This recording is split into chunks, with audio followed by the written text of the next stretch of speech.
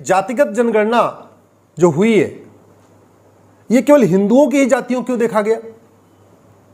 Muslims में 139 जातियां हैं, तो मुस्लिम्स में जातिगत जनगणना क्यों नहीं हुई? क्रिश्चियंस में भी ऐसे कई सारे फिरके हैं, क्रिश्चियंस में भी कई सारे टुकड़े हैं, उनका जातियों के हिसाब से जनगणना क्यों नहीं हुई? और चलो हिंदुओं को बांटना है, सनातन धर्म को खत्म करना है, इसलिए हिंदुओं में जातिगत जनगणना कराना ही था, तो घूसखोरों की जनगणना क्यों नहीं कराई? जमाखोरों की जनगणना क्यों नहीं कराते?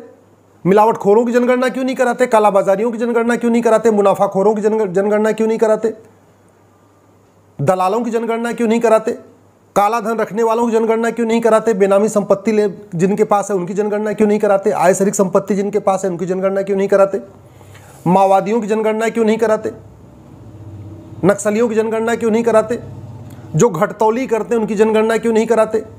जो नक्काली करते हैं उनकी जनगणना क्यों नहीं कराते? जो मुनाफाखोरी करते हैं उनकी जनगणना क्यों नहीं कराते? जो सड़क के किनारे अवैध मज़ारें बन रही हैं उनकी जनगणना क्यों नहीं कराते? सड़क के किनारे अवैध दरगाहें बन रही हैं इनकी जनगणना क्यों नहीं कराते? अवैध जो कब्रिस्तान बनते जा रहे हैं इनकी जनगणना क्यों नहीं कराते? अरब में तो एक भी मज़ार नहीं है, एक भी दरगाह नहीं है, एक भी पक्का कब्रिस्तान नहीं है, क्योंकि ये तो इस्लाम में हराम है। इसके बाद भी भारत में बनते जा रहे हैं। तो जातिगत जनगणना कराना है तो ये कब्रिस्तान, मज़ार, दरगाह की भी जनगणना क्यों नहीं करा लेते? जिहादियों की जनगणना क्यों नहीं कराते? पत्थरबाजों की जनगणना क्यों नहीं कराते? मिशनरियों की जनगणना क्यों नहीं कराते जो धर्मांतरण करा रही है? रोहिंग्या घुसपैठियों की जनगणना क्यों नहीं कराते? बांग्लादेशी घुसपैठियों की जनगणना क्यों नहीं कराते? अगर जनगणना कराना ही है, बालू माफियाओं की जनगणना क्यों नहीं कराते? कोयला माफियाओं की जनगणना क्यों नहीं कराते? खनन माफियाओं की जनगणना क्यों नहीं कराते? ट्रांसफर पोस्टिंग कराने वाले माफियाओं की जनगणना क्यों नहीं कराते? कोचिंग माफियाओं की जनगणना क्यों नहीं कराते? स्कूल माफियाओं की जनगणना क्यों नहीं कराते? ड्रग माफियाओं की जनगणना क्यों नहीं कराते? हवालाबाजों की जनगणना क्यों नहीं कराते? कबूतरबाजों की जनगणना क्यों नहीं कराते? अगर वास्तव में आपको जनगणना ही करानी है तो वो जनगणना कराओ ना जिससे देश का फायदा होगा।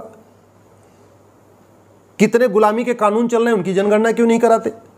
कितने गुलामी के नाम चल रहे हैं, आक्रांताओं के नाम पे सड़क मोहल्ले गलियां चल रही हैं, उनकी जनगणना क्यों नहीं कराते?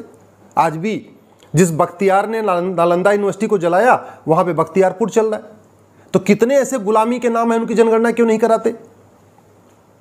अयोध्या तो मुक्त हो गया, काशी, भद्रकाली, धार, ऐसे कितने सारे हमारे मठ मंदिरों पे अवैध कब्जा हो रखा है, उनकी जनगणना क्यों नहीं कराते? जो मुगल काल में तोड़े गए थे कि भाई इनको रिस्टोर करना है, उनकी जनगणना करानी चाहिए था कि मुगल काल में कितने हिंदुओं को, कितने मंदिरों को कन्वर्ट किया गया। तो गुलामी के नाम की जनगणना नहीं कराते, गुलामी के निशान की जनगणना नहीं कराते। गुलामी की कितनी परंपराएं चल रही हैं, गुलामी के कितने रीति रिवाज चल रहे हैं, गुलामी की कितनी कुप्रथाएं चल रही हैं, उनकी जनगणना क्यों नहीं कराते? कितनी बहन बेटियां 3 तलाक से पीड़ित हैं, कितने तलाक़े हसन से पीड़ित हैं, कितनी बहन बेटियां तलाक़े हसन से पीड़ित हैं, कितनी बहन बेटियां 4 शादी से पीड़ित हैं, कितनी बहन बेटियां हलाला से पीड़ित हैं, उनकी जनगणना क्यों नहीं कराते? अगर जनगणना कराने का इतना शौक है तो जनगणना कराओ ना भैया, सबकी जितनी कुरीतियां चल रही उनकी जनगणना कराओ, कुप्रथाओं की जनगणना कराओ। आए दिन रोज लफ्ज़ जिहाद हो रहा है, उनकी जनगणना क्यों नहीं कराते? लैंड जिहाद हो रहा है, उनकी जनगणना क्यों नहीं कराते? कितने गुलामी के कानून चल रहे हैं, उनकी जनगणना क्यों नहीं कराते?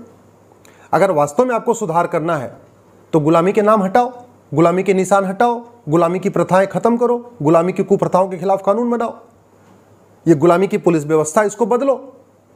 अगर वास्तव में आपको लगता है कि हमको समाज में कुछ परिवर्तन करना है तो जातिगत जनगणना से कितना हो जाएगा? साल में कितनी नौकरी आती है? 10,000 नौकरी आती है सरकारी, से ज़्यादा तो आती नहीं है। मैक्सिमम 10,000 नौकरियां निकलती हैं एक प्रदेश में साल भर में, इससे ज़्यादा नहीं निकलती। क्लर्क से लेकर कलेक्टर, कांस्टेबल सब मिला लो तो एवरेज 10,000 होती है। 5 साल में 50,000 नौकरी निकलती है सरकारी, इससे ज़्यादा नहीं निकलती किसी राज्य में। तो उसमें अगर आपको लगता है जातिगत जनगणना कराने से बहुत फ़ायदा होगा तो फ़ायदे तो मैं आपको बता रहा हूँ। ऐसा कोई डिपार्टमेंट नहीं है जिसमें 20% कमीशन नहीं है। PWD में तो 30-40% कमीशन चलता है, शिक्षा विभाग में 20% कमीशन है, स्वास्थ्य विभाग में 20% कमीशन है, नगर निगम में कम से कम 30 से 40% कमीशन चलता है, जितने विकास प्राधिकरण है वहाँ पे 20 से 30% कमीशन चलता है। तो वहाँ की भी कुछ कैलकुलेशन कर लो, वहाँ भी कुछ सुधार कर लो। गुलामी के पुलिस व्यवस्था को ख़त्म करने पे थोड़ी चर्चा कर लो विधानसभा के अंदर, गुलामी की न्यायिक व्यवस्था बदलने पे थोड़ी विधानसभा में चर्चा कर लो, गुलामी का टैक्स सिस्टम बदलने पर थोड़ी चर्चा कर लो, गुलामी की प्रशासनिक व्यवस्था चल रही है उस पर थोड़ी चर्चा कर लो, थोड़ी पुलिस रिफॉर्म पे चर्चा कर लो, थोड़ी जुडिशियल रिफॉर्म पे चर्चा कर लो, थोड़ी टैक्स रिफॉर्म पे चर्चा कर लो। गुलामी की शिक्षा व्यवस्था चल रही है, मैकाले मिशनरी और मदरसा वाली शिक्षा व्यवस्था चल रही है, उसको बदलने पे चर्चा कर लो। उस पर नहीं करना, केवल जाति के आधार पे लड़ा के सनातन धर्म को खत्म करना है, यही एजेंडा आपका है। समाज जाग गया है, देश जाग गया है, सबको पता चल गया है इस इंडी गठबंधन का असली लक्ष्य।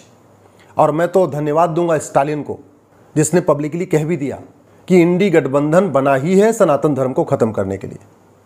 बाकी ये राहुल गांधी तो नहीं बोलते थे, राहुल गांधी तो मंदिर जा रहे थे तिलक लगा के, अखिलेश यादव भी नहीं बोल रहे थे, बाकी और भी जितने इंडी वाले हैं, इंडी पिंडी वाले तो बोल नहीं रहे थे। मैं तो धन्यवाद दूंगा स्टालिन को कि स्टालिन के मुंह से कम सच निकल गया कि इस इंडी अलायंस का जो इंडी अलायंस बना है ये केवल और केवल सनातन धर्म को खत्म करने के लिए बना है।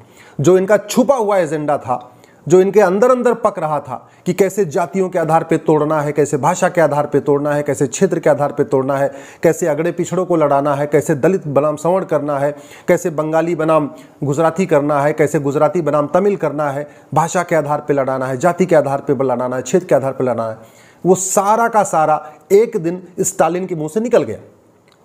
सरस्वती माता आके स्टालिन के मुंह पे बैठ गई और उसके अंदर जो पाप चल रहा था, इंडी गठबंधन के अंदर जितना पाप चल रहा था उन्होंने निकलवा दिया।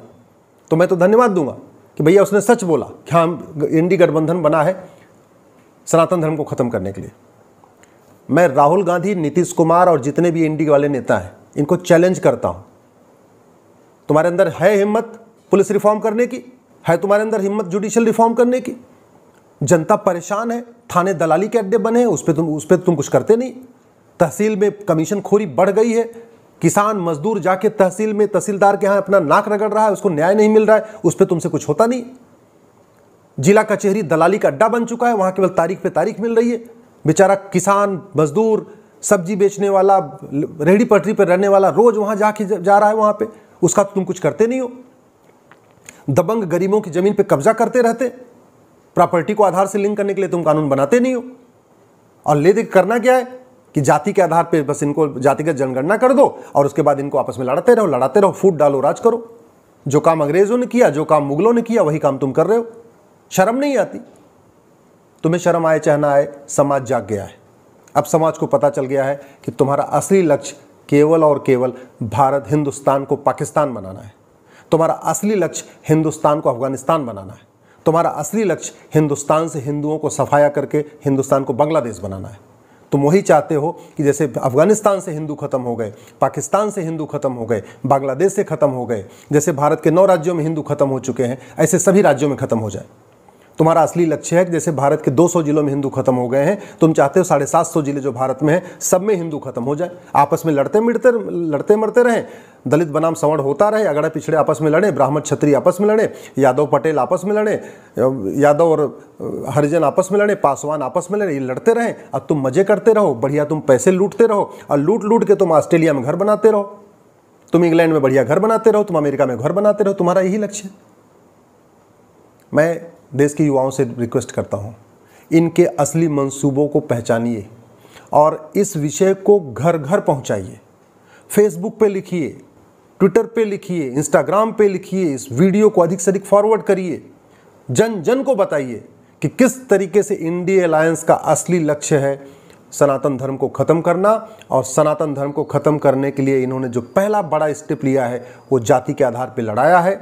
हो सकता है कुछ दिन के बाद अगड़े पिछड़ों में दंगा भी करा दें, दलित सवर्णों में दंगा करा दें, यादव पटेल में दंगा करा दें, पासवान और ब्राह्मण में दंगा करा दें। ये कुछ भी करा सकते हैं। 2024 के इलेक्शन जीतने के लिए ये कुछ भी करा सकते हैं, इसलिए इनसे सावधान रहिए। और अब की बार जैसे 1984 में आप लोगों ने एक साथ मिल के 400 सीट दिया था कांग्रेस को, जिसके बदले कांग्रेस ने दुनिया भर के घटिया कानून बनाए, 2024 में अब की बार सब लोग मिलके फिर से 400 सीट दीजिए। 1984 का रिकॉर्ड तोड़िए। आपने 1984 में कांग्रेस को, राजीव गांधी को 400 सीट दिया था, अब की बार मोदी जी को 400 सीट दीजिए और फिर देखिए कैसे बढ़िया बढ़िया कानून बनते हैं।